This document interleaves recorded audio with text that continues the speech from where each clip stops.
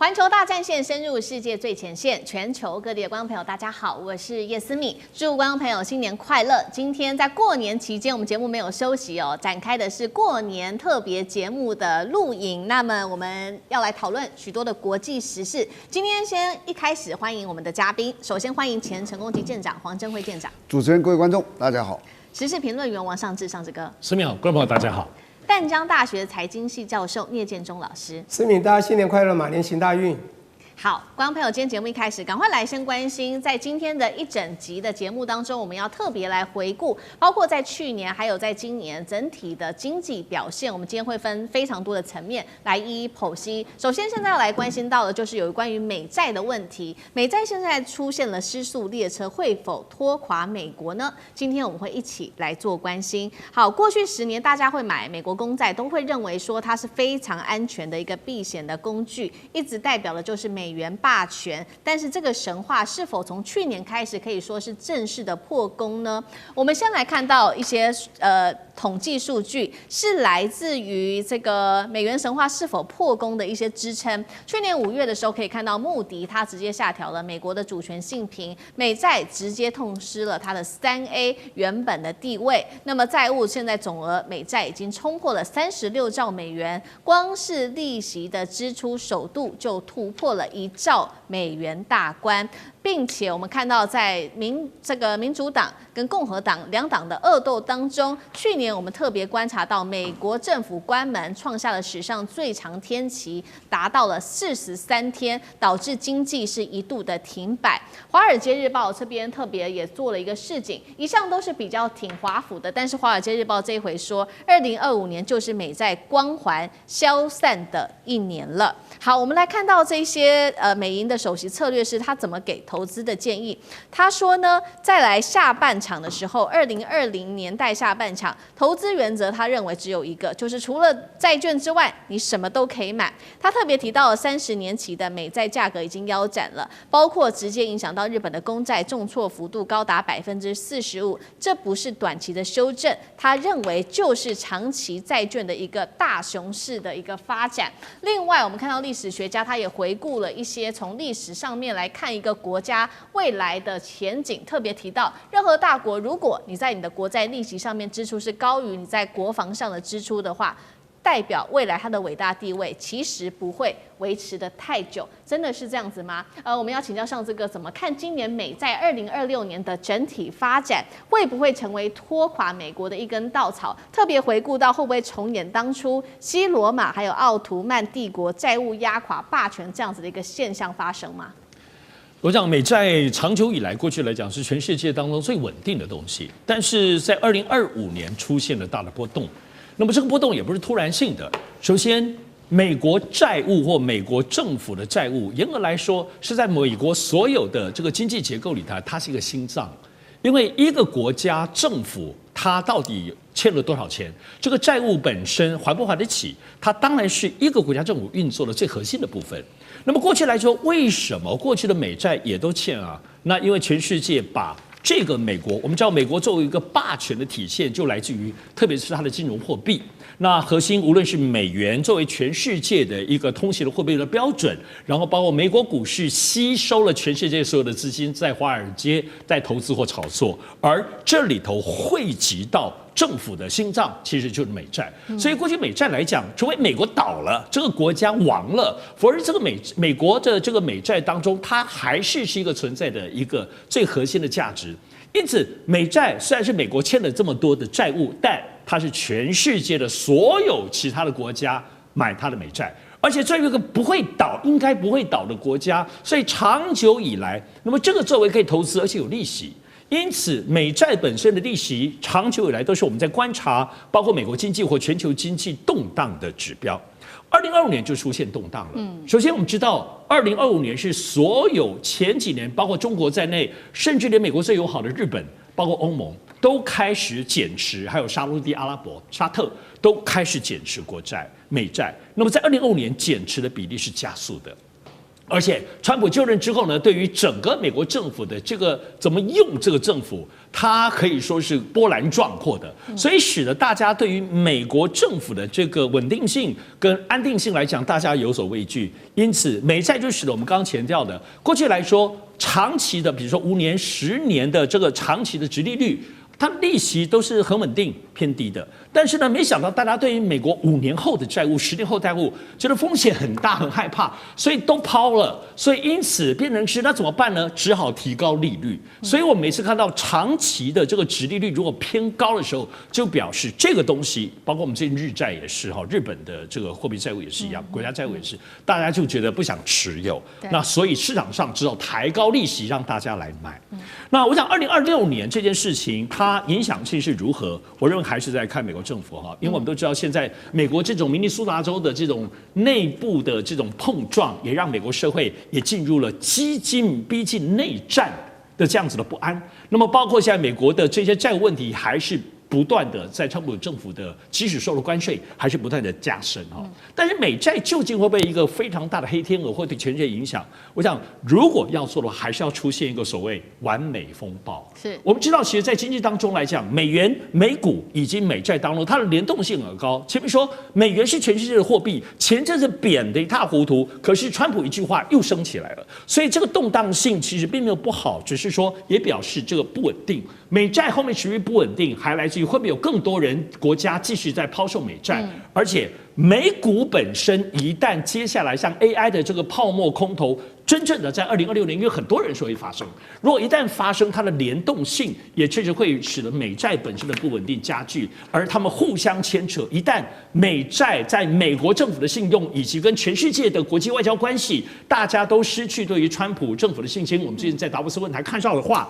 如果这个东西继续发展的时候呢，其实确实有可能成为2026年当中以美债拉动或爆破的一个黑天鹅所在。好，所以我们其实可以看到一个很明显的分水岭，从川普政府去年上任以来，尤其在2025年开始，美债的光环逐渐的褪去哦。那么大家对川普的信心越来越低的时候，川普持续的打他的这个关税战，那其他国家也打什么呢？针对美国的美债来把它当成武器化来打川普，到底有没有效？来看几个国家，包括了中国大陆跟欧盟，现在呢都把这个美债当作是一种政治谈判的武器，叫做金融武器来打。中国大陆它针对于川普的关税，直接说呢，不排除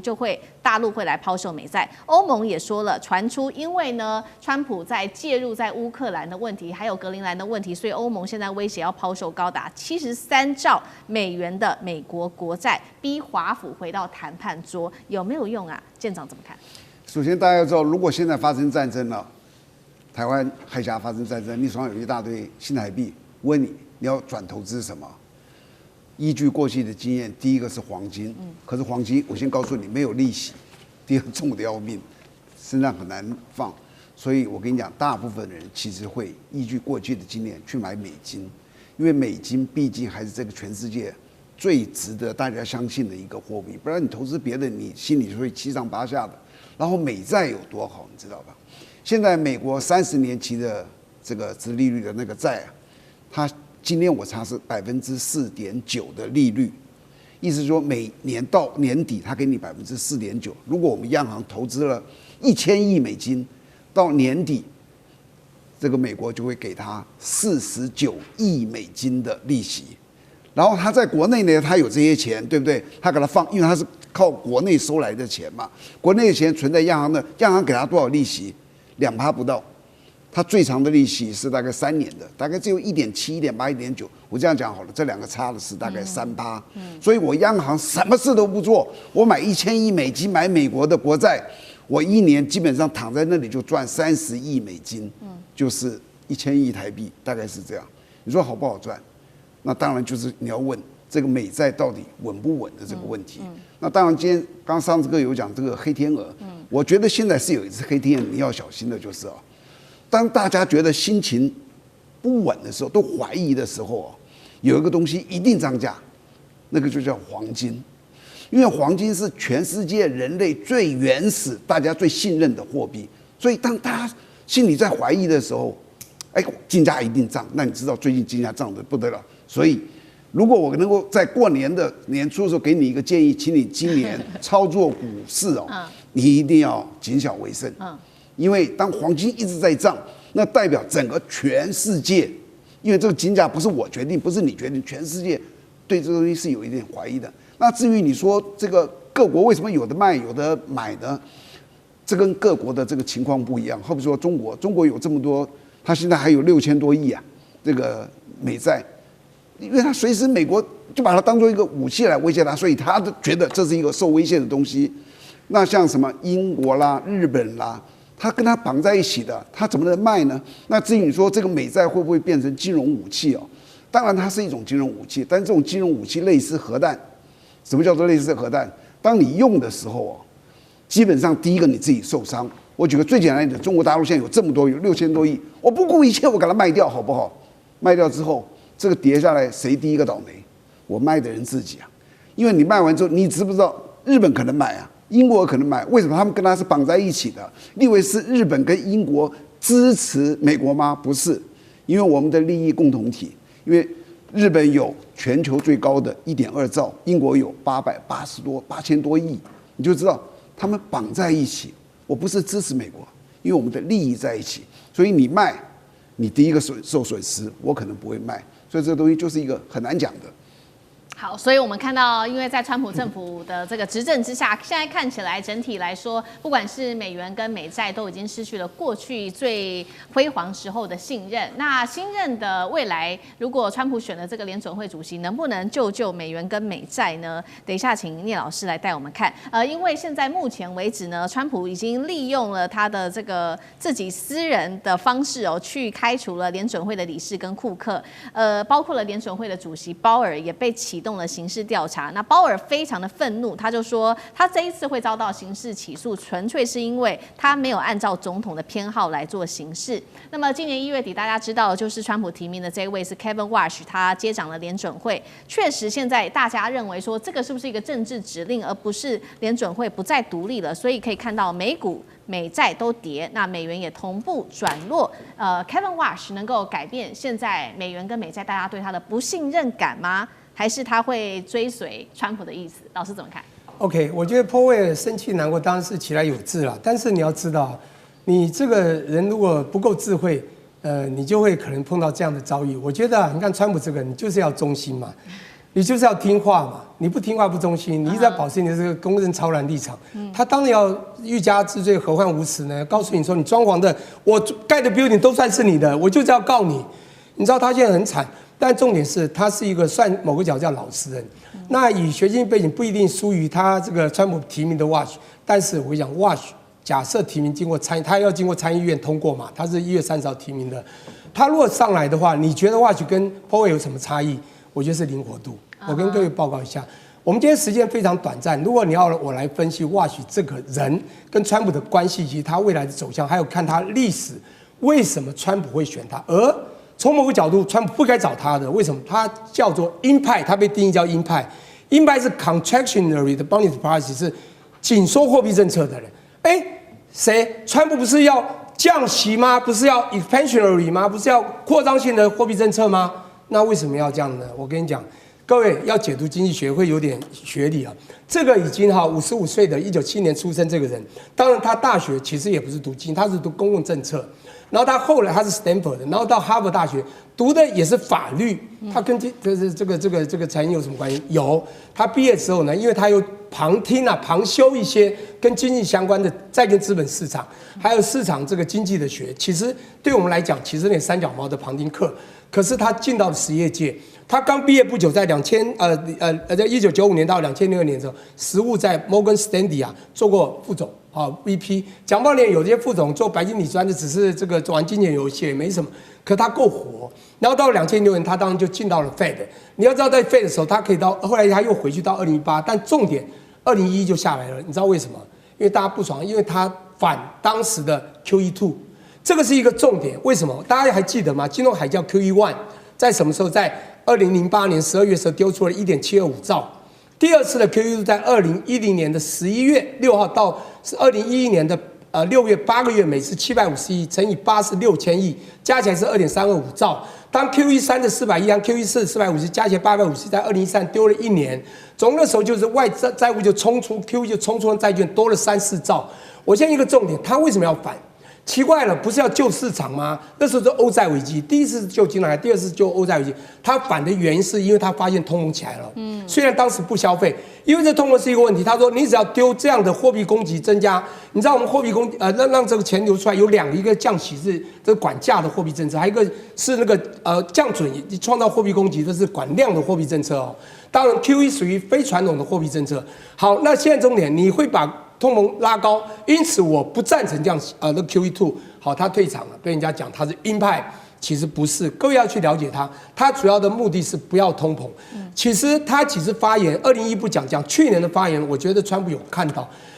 你好像不符川普要的降息，不是我要刺激经济吗？你上来你不是鹰派，你就不会降息啦。我跟你讲，不是，他要用另外一种换降息，叫做紧缩性货币政策，讲不好听还是像 QE temper 的概念。是怎么说呢？你就用这个地方来压通膨之后，缩表以后，你就有机会用利率降低是的确会产生通膨，但利率降低更会刺激经济成长。川普要的是经济成长，因此他走这条路。我跟各位讲，其实还是一句话，其实你一定要看到每一个人的属性，他比较活，他要走的路线就是一个，他主要是要抗通膨啦。不过，我们从某个角度刚刚讲的，我还是想讲一下美国。但不管怎么说，因为你只要问到一个问题，他能不能救美元和美债太难，再火还是很难。美债在金融海啸的时候，因为我学这个的，玩这个的嘛，当时10兆外汇存底，不，他的10兆的债务，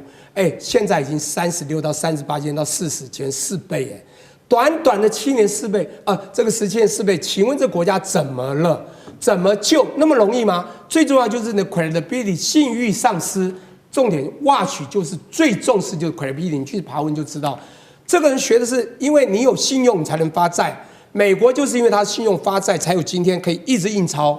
但是去年2025年10月，中国尝试在香港发了1笔40亿美元10年期债券，结果得到全球去买单，10倍美国自己发的同样利率10倍的认购率。我告诉你，信用已经看到了。中国的信誉远超过美国，所以你要去救美国的美债的信誉有点困难。好，谢谢聂老师。那我们休息一下，马上回来。地缘政治、美中之争、战略价值、强权崛起、小国生存，现在与未来洞悉事件走向，掌握世界脉动，全球观点尽在环球大战线。好，去年我们在关心经济的时候，2025年美国经济的话，我们可以看到是呈现一个非常严重的一个 K 型化，就是富人狂欢，但是穷人逃命哦。中产阶级现在过得非常的辛苦，美国官方也这样说，经济的表现是非常的稳定的，那就业也是稳定的，但是我们看到整体的社会却不是这样子如此的反应。尤其 CNN 在这边特别酸了，他说现在只要搭一趟飞机就可以感受美国的 K 型经济，头等舱香槟不断，股票分红暴涨，但是经济舱为了行李费跟餐费斤斤计较，生活都快要撑不下去了。中国网友说美国这样子的一个现象根本就已经在斩杀线，掉下去就会爬不起来。在今年2026会不会更严重？聂老师怎么看 ？OK， 我觉得我们要分析一下，这是讲到经济学一些含义哈。那个大家看到美国的经济数字其实蛮亮眼的，不差吧？那当然，它第一个很重要的是它的产业中有一个叫 AI 啦，科技在急速的爆发。但是我先讲一下，那 GDP 好也不能只靠 AI， 是你必须分类。包括有一个，我们讲 GDP， 我先直接讲，不管你是支出法这个 expenditure approach 或者是 income approach， 叫做这个收入法，你会发现它有4个大主轴。第一个就是民间的消费，再来往上企业，再是政府的支出，最后一个是跟国际间的进出口。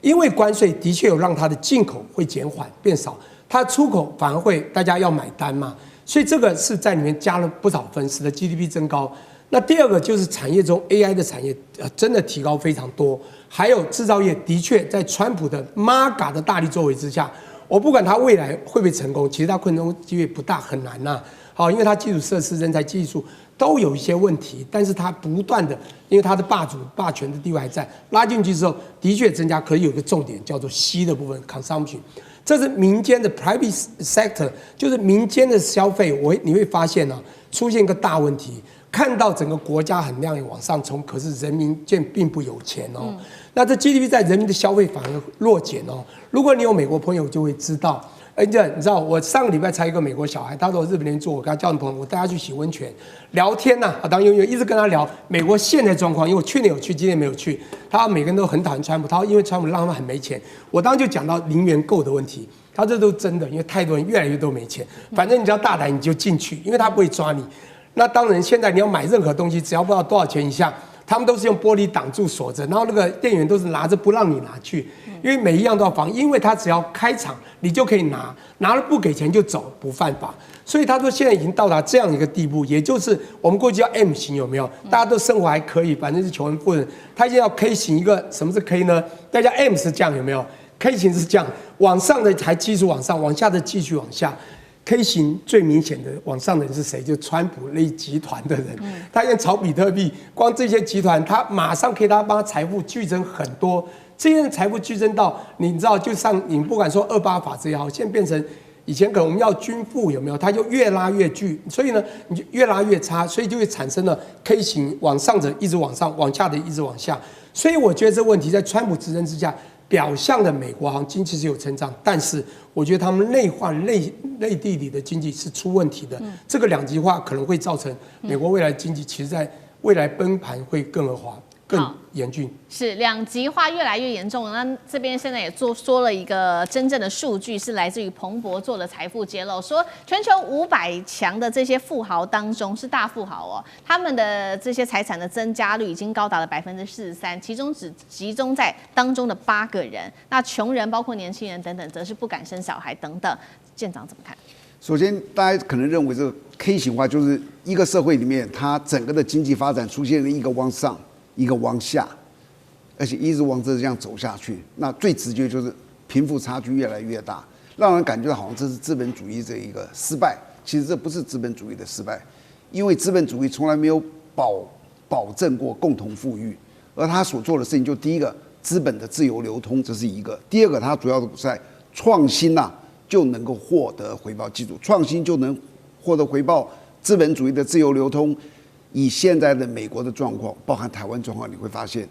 完全符合资本主义。那什么样的人会保持这个均富呢？通常是共产主义、社会主义。那接着你再讲说，这个美国梦是不是崩掉了？美国梦其实我听过一个美国人讲，他们当初什么叫美国梦，就是我在一个中等的阶层工作，差不多一个巴士的司机，我在福特公司做汽车的一个工人，我就是一个中等的这个阶层的工作，我能够养家，我能够。这个让小孩上学，我可以买汽车，我可以买房子，以及到最后我还能够退休。当时美国就是这样，只要你肯努力，你肯工作。但是现在呢，你会发现这两个极啊越差越大。现在美国梦大概要有2个条件：第一个，你要受过高等教育；第二个，你要选对行。你受了高等教育，选错行也没用。像现在我们都可以看到，像聂老师就是选对行了，搞这些经济的就还不错，电子也是这样子。然后他会有什么问题呢？第一个，底层的人民过久了他看不到希望，他觉得我奋斗一辈子是没有用的，因为我选错行了。第二个问题呢，就是说这种制度没有办法改变这个 K 型向上跟向下的趋势，那因此到最后就是富者恒富，穷者永远翻身不了。这个东西如果在一些落后一点的国家，最后就形成就是革命。所以我们说这个。希望社会不要这样子走，像中国的社会不是属于一种纯粹的这个资本主义。未来整个的经济也好，民主的制度也好，大家会开始慢慢看到哪一个才会经历历史的这个磨练。好，所以我们也可以看到，从2025年开始，其实美国人民就可以感受很明显的就是斩杀线这个事情。那到底在今年会不会现象越来越严重？上志哥又怎么看？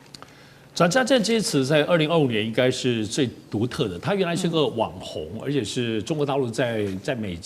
美国的一个华人所以他当时说出来的，但没想到后来全世界所有的主流媒体，包括《纽约时报》都采用了。那么我想确实他描述了，原先他是一个在描述一个旁观者，讲到美国有一些特别的状况，但是呢，我们都知道任何的国家社会它都有贫穷的人。所以这个斩杀线其实不是针对贫穷的人，而是针对2025年出现的那些原本是中产阶级以上，甚至是科技公司有钱有房被裁员之后，瞬间从天堂跌落地狱，甚至变成无家可归。这是在去年其实是非常普遍。我们所以需要拉回来看，其实，在去年我们盘点，无论 Meta， 无论 Amazon 这些过去的公司，在2025年都基本上裁员是几万人。这些几万人 ，Amazon 有很多劳工，那像 Meta 它基本上是很多科技跟一些工程师，所以呢，这一波人过去想都没有想到，前几年的部分，特别疫情结束之后，这些人是香饽饽啊，薪水好的不得了，再加上去年最重要的就是 AI，AI 浪潮带来以美国为主的这些科技公司跟资本集中的公司大量的替换掉，把人家裁掉，所以这是去年斩杀线之后也受到瞩目的一个最大的关键。当然我们要知道，所以斩杀线的部分就会凸显，于是中产阶级原先就是稳定上班的人，你看科技公司当然最好啊，不要忘了去年还有美国政府也大裁员啊，对，所以公家机关、科技公司，包括劳工的部分公司，可以说是全面的，可以说是人员都坠落。那于是，在这样的过程里头，大家就在思考，那这里头难道都没赚钱吗？后来发现，如同刚刚前面讲 ，K 型的这个经济就有钱赚到快死掉。但是有钱赚到死掉这件事情也并不是个意外，我们必须得说，有钱人都有高盛、美林这些所有的投资公司帮他们打理，他们可不是自己操作啊，他们是请专业公司操作。而且大家不要忘了，其实大概从2004、05年开始，全世界就在用一个东西叫 FinTech， 就开始有电脑就开始操作，像比如说股市交易，1秒钟可以交易，从过去3、5次到后来10几次，到现在1秒钟交易30次啊。那这个地方最后发展成现在 AI 投资普遍都有。我们所知道的 DeepSeek， 原先的 DeepSeek 在中国大陆这家公司，它就是做 FinTech。后来他就会做得很好，然后于是有投资公司说：“你为什么不来做 AI？” 所以他才从 FinTech 转换到 AI。所以我要讲的部分，它不只是一个社会问题，它还是来自于全世界当中从科技。AI 为主的这个大的潮浪的动能，影响到全世界主要的包括科技业跟各个方面的产业，而这些产业基本上都为投资方、投资者、有钱人继续的赚钱跟服务。可是当大量的裁员使得他们这些人只好加入原先在贫穷线下的这些民众，而美国特别严重是美国的福利制度。基层当中不像中国或甚至欧洲的国家都有一个基层的支撑，他们破产时候是完全没有支撑的，医疗也没有支撑，所以我们看到原先作为美国梦，在过去经济各方面可以说非常富庶的情形之下。一般中产阶级都可以过生活，有车有房，养小孩。那么多中国人或很多地方移民都大量的全世界到美国，就是要去成为中产阶级，在那儿的地方可以过得比他们自己的国家好。但没想到，在去年这样子的大翻转、大坠落，最后再这样一个就是川普的当中对于移民的这个部分的不友善，这就使得当中一些在中产阶级移民美国社会当中也同样。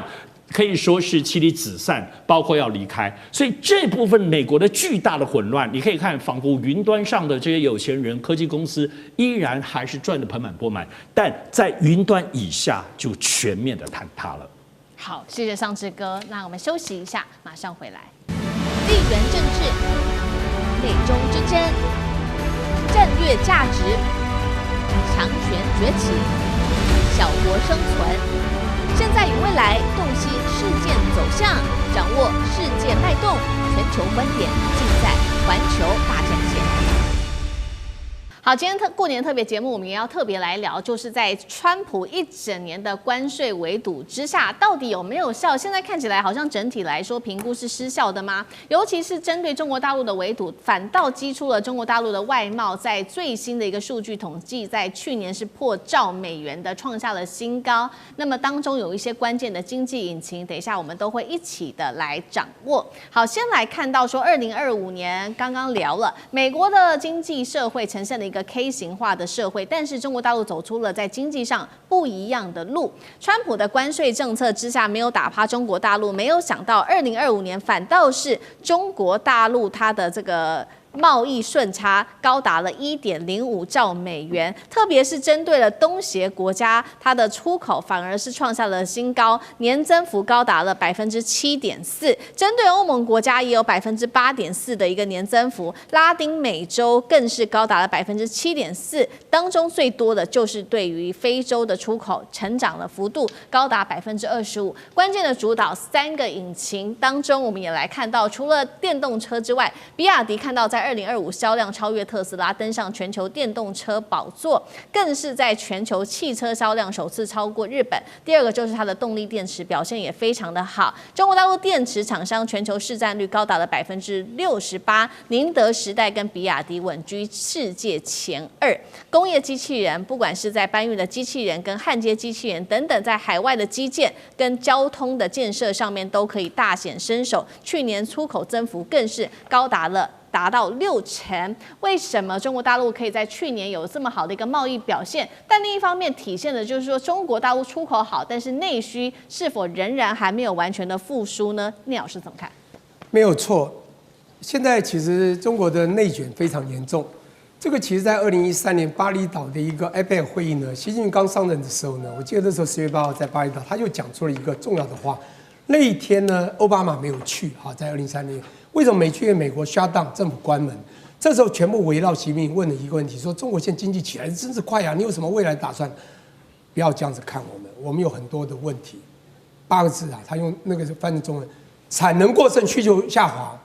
这是事实，他看到了，他不断的在创造这样的一个一些制度能够下压产能的过剩，需求下滑，但是太难了，因为中国它的制造实力真的太厉害，所有东西量产再量产。成本越来越低，一个 cost down， 然后量产越量，而且量产就算了 ，quality 不止 quantity， 品质越来越好。我跟各位讲一下，其实我把中国分4个阶段，最早是2003、04到2013、14，这是江泽民的时候，在胡锦涛的时候，中国开始有钱，是因为经过了这个 WTO 之后，2003到2004到2014，请问发生什么事？外汇存底从1兆2600、2兆2900，2011的3兆，2014的第一季4兆。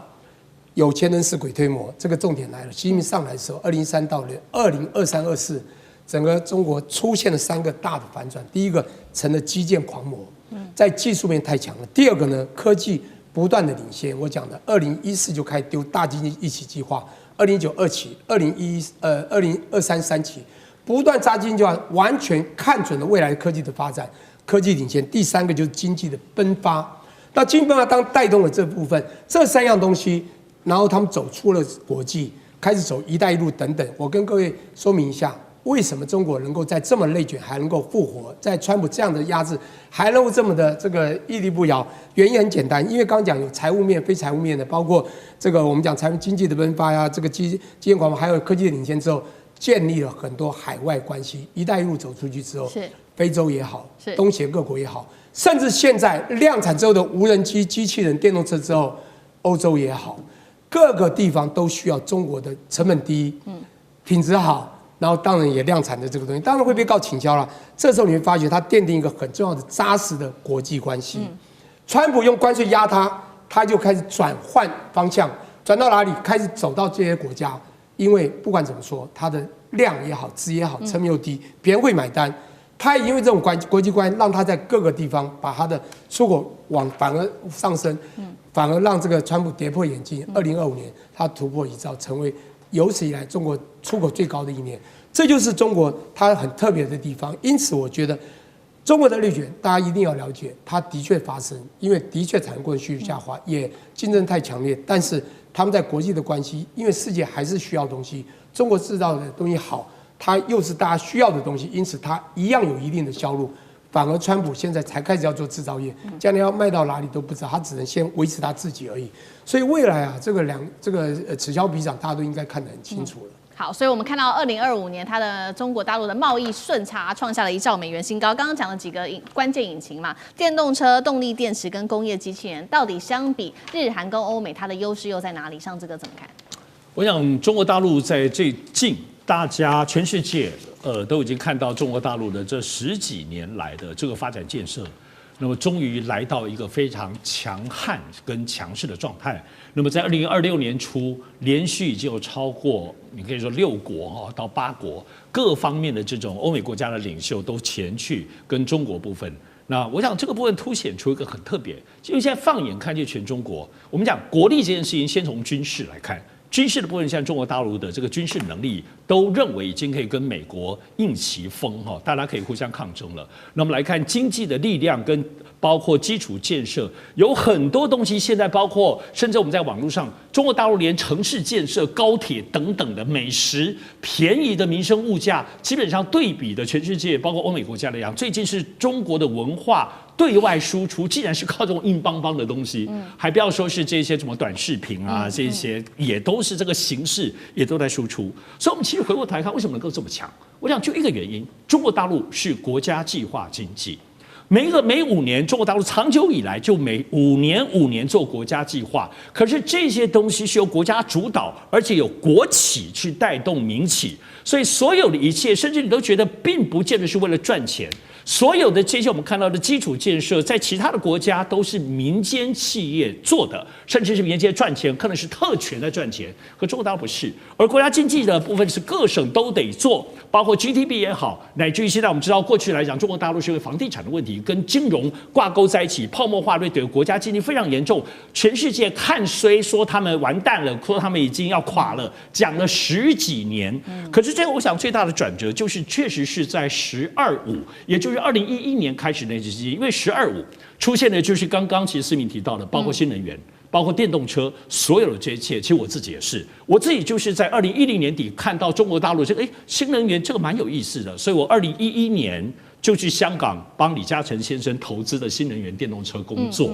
我是因为这个东西去的，所以我自己是亲身见识了这所有一切。而中国大陆国家计划经济，我觉得特别要讲，里头有个大脑真的很厉害，这个叫发改委。中国大陆国务院底下有一个发展改革委员会，这个发改委，我们台湾也有经建会，可经建会在规划了什么挖沟啊，那些很虚无的。你看发改委规划了这每5年计划，是每一个都要达成目的。我过去的老板就是发改委长期计划司的副司长，他在跟我描述，中国大陆是整个发改委里头一直有人做3年的计划、5年的计划、10年计划、20年，也就是说这个机构里头可不是都在写报告，而在发改委在习近平上任之后，2013年之后就改制，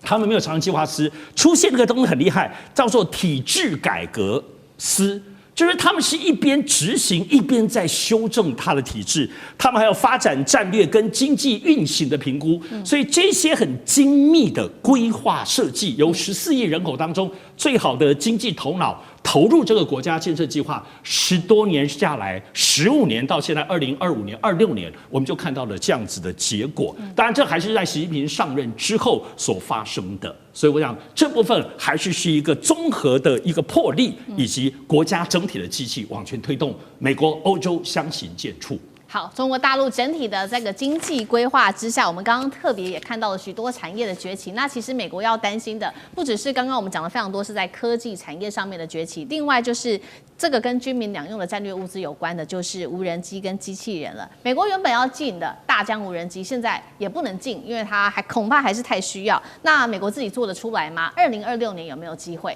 舰长怎么看？首先，这个主持人问2个问题，其实这2个问题不是现在有一个模糊答案，现在有肯定的答案。第一个，他们现在的所谓无人机啊、机器人啊，肯定会进入未来的战场，变成一个实际的战力。第二个，就是美国可不可能2026追上？我现在就肯定的告诉你，不可能。为什么？第一个就是现在这个机器人还算一个人形的，你可能还觉得还不是很成熟，但是机器狼、机器狗非常成熟的在战场，无人机也非常成熟。那谁说战场一定要那个人去打仗？那机器狗就非常之好了，因为人只有双足，有点困难度，但是也未来3年之内会，这是第一个，中国已经把它运用在这个战场上了。第二个，你以为这个好，我们举个无人机好了，你以为无人机是这么容易做的吗？好比我举个例子，我们今天大疆有卖无人机啊，你网络上去买啊，买回来我们中科院就给它拆开啊，就硬体模拟啊，模拟完毕，逆向工程就做完了。它真正困难的不是硬体，是它的那个软体。我看过一个那个大概10多年前的一个无人机，400多万台币，它飞起来，那个风一吹，它就几乎整个这样的，好比说这无人机往上的，它整个对着这样风吹，几乎都动不了。就这样，它那个飞行的控制是很困难的。前2天台湾制了一个无人机，你知道，一飞起来动就打下去了。如果你做硬体，很容易去逆向工程。为什么你就这样掉下去呢？因为那个叫做飞行控制系统是非常非常难的，就像 TikTok 那个东西叫算法。算法你以为这么简单啊？这是第一个。第二个，就它的供应链，大陆的供应链太齐全了，制造业都非常齐全。你今天到美国去做一个，最后50%的零件还是要回到中国啊，它没有全部的这个供应链。还有第三个就是量大到一个程度，你打不过它。好比说我在10多年前在大陆，有时候我有点想吃东西，我去那个买了一碗杯面，是康师傅的，这么小小一杯，5毛钱，人民币5毛。我打开来吃泡也很好吃。从那时候开始，我知道你永远打不赢它，因为它从进货、进辣椒、进面粉，通通是从产地整个这样包过来。你去做，你怎么可能打得过它？量大到一个程度就不可能。这是我说，今天美国就算想投入去做，我刚刚说这3样东西，它都没办法超越。好，谢谢舰长。那我们休息一下，马上回来。地缘政治、美中之争、战略价值、强权崛起、小国生存，现在与未来洞悉事件走向，掌握世界脉动，全球观点尽在环球大战线。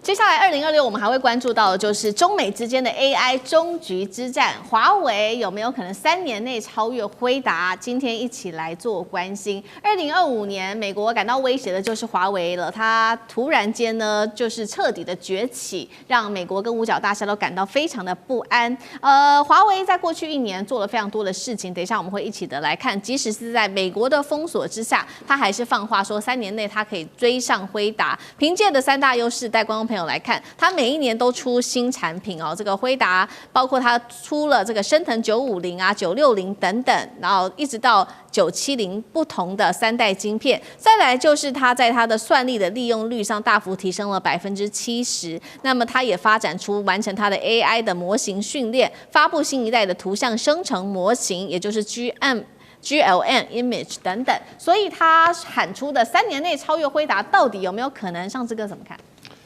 华为这家公司很有趣，2025年大家还是看到它的厉害。我回想起当时2024年初的时候，我在做这个政论评论的时候，我就说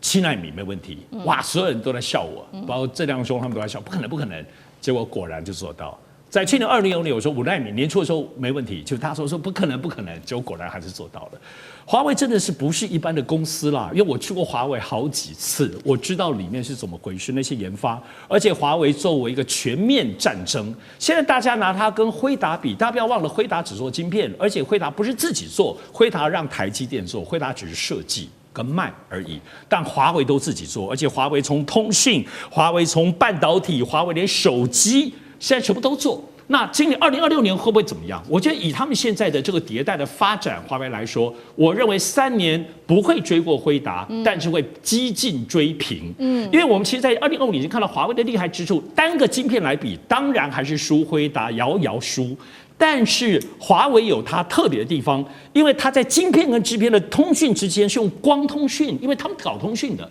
还有它整个 cluster 把所有的这些晶片叠加起来，在一个云 AI 的这个系统里头，它在总体最后的总量，它可以几百个几万的堆叠，辉达的不可以。所以，如果当一个大规模的这种群体战的时候，其实华为可以在现在的算力就可以跟辉达的它的这个所谓 AI 集合打成平手了。所以其实华为有它厉害的地方，但不能小看。就刚刚讲，因为华为什么都做，它的研发，而且它不是上市公司，它不会受到投资方的影响，它拿全部的钱来做研发，你也拿它没辙。而且华为现在作为中国大陆最重要的国家科技的核心，无论中国大陆有没有给他钱，有没有给他补助，这些都最后华为要跟美国跟全世界最后的科技最厉害，包括辉达在内的活力一拼，这个部分基本上就2026年以及之后华为的宿命。好，所以我们看到2026年的关键企业，我们今天会特别来关注到，请导播帮我们 take 一下，包括 AI 晶片的大厂华为跟寒武纪，这是原先大家就认识的。但是今年我们可以看到，还会再关注的是中国大陆国产的 GPU 的4小龙，这4家企业包括了看到必任科技、木犀股份、穗源科技跟天数智新等等，哪一家的 AI 的这个晶片厂最有机会成为华为第2？今天中国大陆祭出这样子的一个方式，就是很多家企业一起来做，到底会不会分散火力，还是反而是更有胜算的？聂老师怎么看？哪一家会成为华为第2？我觉得都没有办法追上华为，那最少短期内不会，然后都可以成为叫做华为第2，因为这真的这个大陆真的是遍地开花呀，那而且是百花齐放。那我们先讲啊，晶片制程嘛，他们这国家的政策去2014年下扎这个 AI 5G。那又打了半导体和晶片的未来的这个打造，真的让这个整个中国的，我最早的成熟制程，刚刚讲到7奈米、5奈米也好的突破，走到了一定的位阶。好，那个还是在制程，也就是晶片半导体的制作。那当时呢，不管是中芯半导体啊，在上海浦东那个，或者是什么华虹啊、半导体等等，都已经有了一定的位阶。但是华为就像刚才讲的，真的是一个不同于一般的公司。你稍微了解就知道，20多万人的厂里面有11万多的高科技研发工程师，全部都在走未来，讲不好就是 future。而且现在的晶片还不是叫做 AI 晶片，现在谈的是叫做 AI 晶片，那又不得了了，一下子你知道吗？国产 AI 晶片量产遍地开花，最少10几家，有9家现在突破万卡俱乐部。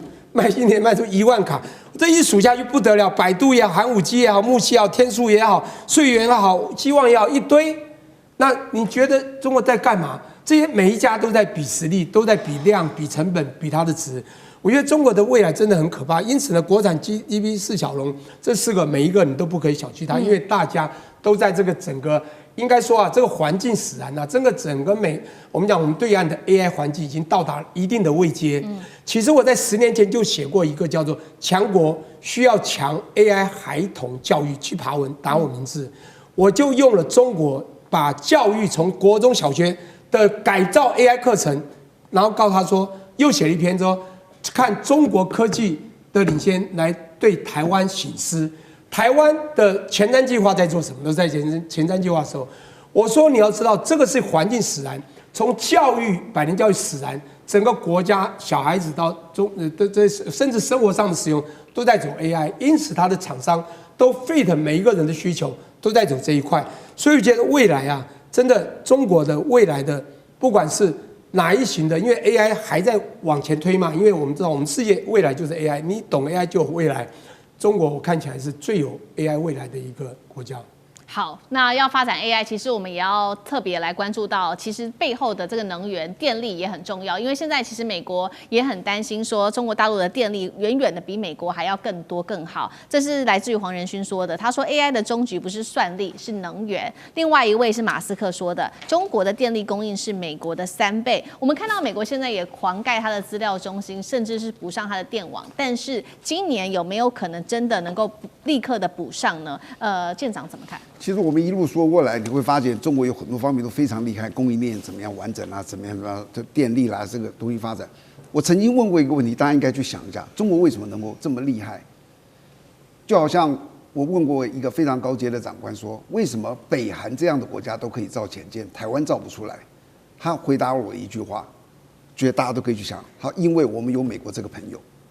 所以你就会一直期望着美国是不是哪天能够帮我们来造这潜舰，结果他不帮你就没办法。你有没有想过，中国从30年前开始决定要发展这个经济，全面扩展这些工业的时候，他能指望谁？因为你要指望的是一个先进国家，美国啊、日本啊、欧美啊、法国啊、德国，对不对？这些国家可能帮助中国人吗？所以他从开始的时候他就决定了，所有的东西我要自己来。所以你就看到他的所有的供应链都是非常完整的。这是我觉得他今天成功的一个很重要的原因。至于说电力哦，你知道我以前还真的没有研究过电力是这么复杂的东西，我现在才知道。你要造个核电厂，你知道多复杂？因为核电厂你知道在海边，不是在那里那个附近用，它要运到一个城市，这一路过去，你知道全是基建呐、那高压电一路送过去。中国这些都非常之厉害，可是美国很多这些都没有。然后中国的执行力啊，我有一次听我们一个同学在大陆在工作，他说有一次中国大陆要准备建一条高速这个公路，要横跨5个省，他就把5个省的这个负责建的人领导拿过来，拿出一个图，每人交你一张，你们回去啊，就照这样子去做，大家回去就开始征地这样子画。在一个民主国家，你根本不可能，你的征地。你的环保，光是一个好比说我们说输电系统在海边的是一个核电输送，然后这样一路过来的时候，你要经过4个州，你知道这4个州在美国都要环保啊，都要抗议啊，你为什么走过我这里？说他的执行力开始很弱，然后大家各有这种不同的想法，这就是为什么像现在中国所有的这一切，他都说从开始发明就是我一切靠我自己。